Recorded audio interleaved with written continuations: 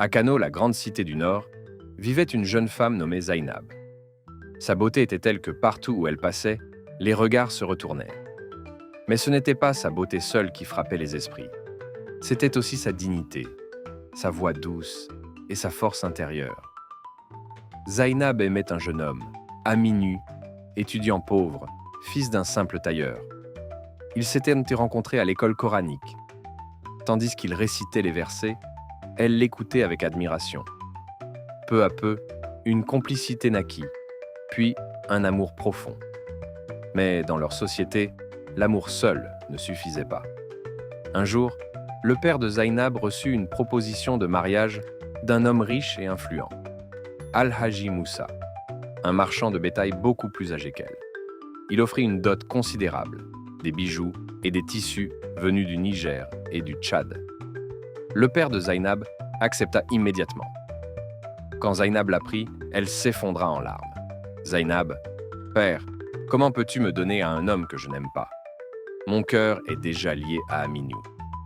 Père, Aminu est pauvre, sans avenir. L'honneur de notre famille exige ce mariage. Al-Haji Moussa nous couvrira de richesse et de respect. Zainab, mais mon bonheur, mon âme? Le père détourna les yeux, insensible à ses supplications. Cette nuit-là, Zainab retrouva Aminu dans une ruelle sombre. Aminu, je ne peux pas te perdre, Zainab.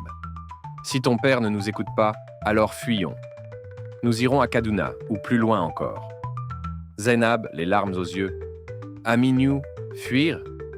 Si l'on nous attrape, je serai rejeté par ma famille, ma réputation sera détruite. Aminu, qu'est-ce qui compte le plus? Ton honneur aux yeux des autres ou ton bonheur avec moi? Après un long silence, elle répondit d'une voix brisée.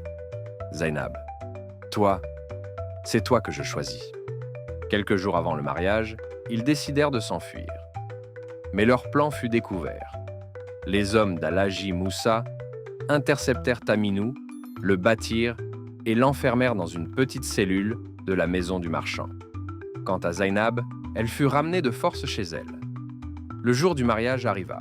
On avait orné ses mains de henné, recouvert son corps de bijoux, et les femmes chantaient autour d'elle. Mais ses yeux restaient secs, son cœur absent. Quand l'imam demanda « Imam, Zainab, acceptes-tu d'épouser Al-Haji Moussa ?» Le silence tomba dans la salle. Tous attendèrent la réponse. Zainab leva la tête et d'une voix claire déclara « Zainab, non, je ne peux pas. Mon cœur appartient déjà à un autre homme. Il est pauvre, oui, mais son amour vaut plus que tout l'or que vous m'offrez. » Un frisson parcourut l'assemblée. Le père de Zainab devint rouge de colère. Al-Haji Moussa jura qu'il ne pardonnerait jamais cet affront. Mais il était trop tard. L'humiliation publique était faite. Le mariage fut annulé. Aminu, marqué par la prison et la honte, quitta Kano pour toujours. Il partit vers l'est, dit-on, et personne ne le revit. Quant à Zainab, elle resta dans la maison de son père, mais ne retrouva jamais la joie. Chaque soir, elle s'asseyait devant la porte, le regard tourné vers la route, comme si elle attendait le retour d'Aminu. Les années passèrent. Son nom devint une légende. Les griots racontèrent son histoire dans les marchés. Voici Zainab, la femme qui refusa la richesse et le pouvoir pour rester fidèle à l'amour de son cœur. Ses larmes furent plus fortes que la dot d'un marchand.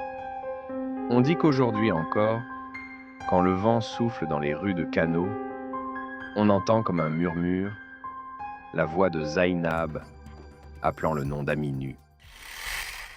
Les larmes de Zainab, culture Hausa.